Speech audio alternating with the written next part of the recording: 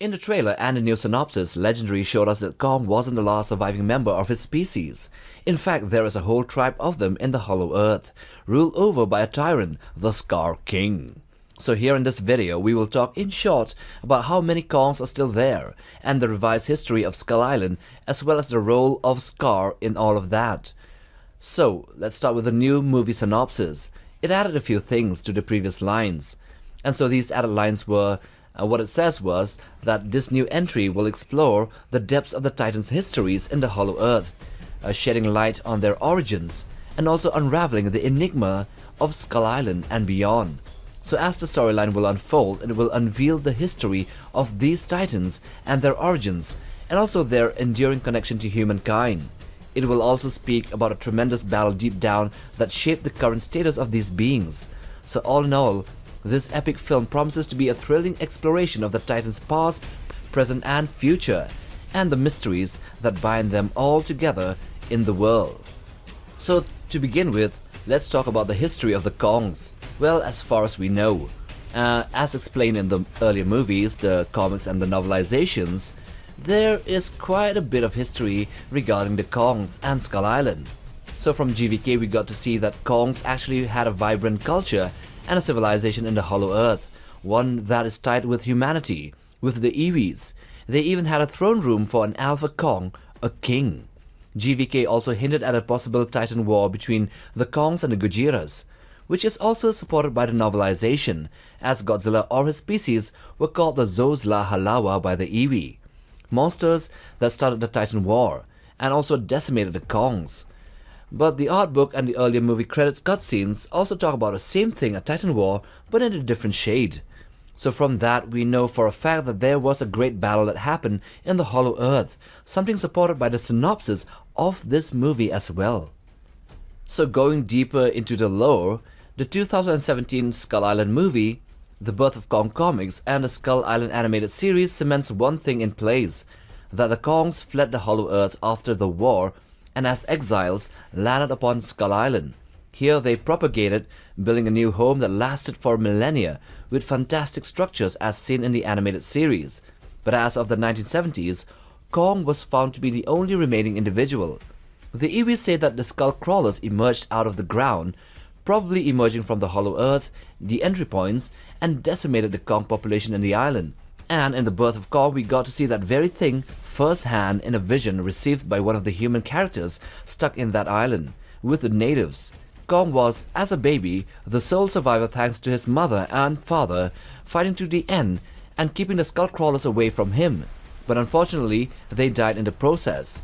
And then in 1973, Kong finally defeated the Skull Devil with the help of humans, and then again killed another big one in the 1980s in the series. Then Camazotz happened in 2021, and now Skull Island is rendered a hellhole with a perpetual storm over it. Okay, now back to the trailer. Here in the mid-scenes we come to a part where we witness a new tribe of Kongs in the Hollow Earth, all of them in the middle of a volcanic area, filled with the bones of other titans. At first one might think this would be a flashback to the past, before the Hollow Earth Titan War or during that time, but another scene dismisses this entirely. Yeah, the one before Skar King made his entrance, that scared the other Kongs. Here, if you pause and zoom in properly, you would see the mini Kong right on the right, in the center right, then all the other Kongs with red paint on their body to signify their allegiance to Skar King. And lastly, we also see our very own Kong, with no red paint on his body at all, and absolutely no idea where he is. So this scene is in the present times, and probably where Kong would be confronted by Skar King, which would lead to a fight that he would lose. Here all of the Kongs look to be shorter than our Kong.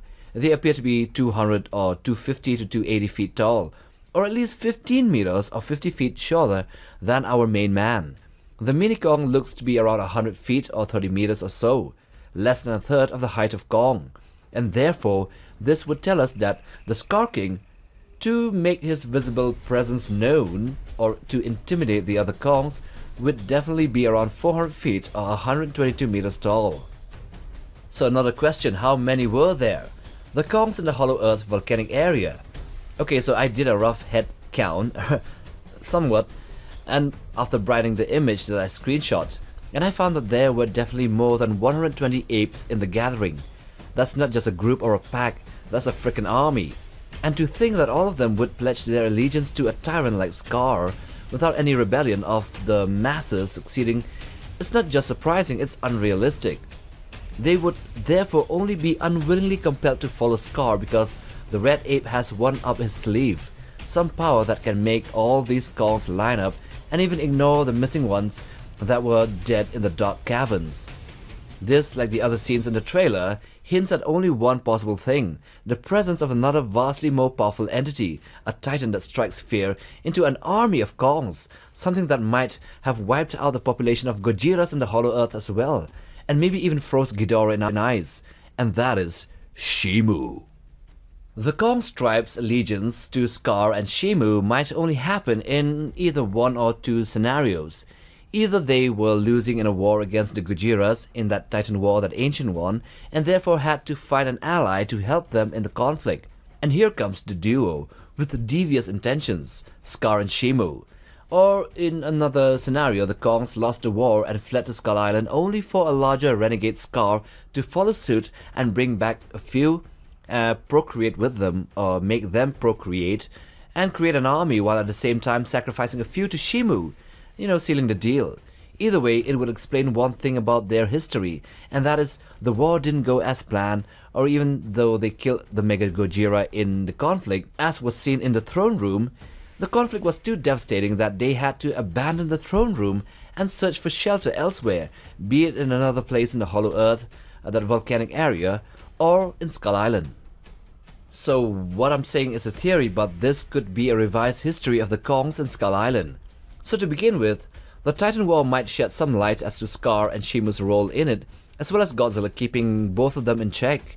But the desolation is complete there, and the Kongs have to flee to a new place, namely Skull Island. So there they would flourish and make a civilization with the Iwi, not so advanced as the one in the Hollow Earth, but something worthy of note. Then the Skar King, with his sacrificial deal with Shimu, might have ventured in search of Kongs to Skull Island, and then found them. Then with some brilliant tactic, or maybe a devious one, he manages to bring a portion of their population back to the Hollow Earth. But with a new Hollow Earth entry created, Skullcrawlers slithered their way in and then massacred the remaining Kongs. And then the modern history as we know it.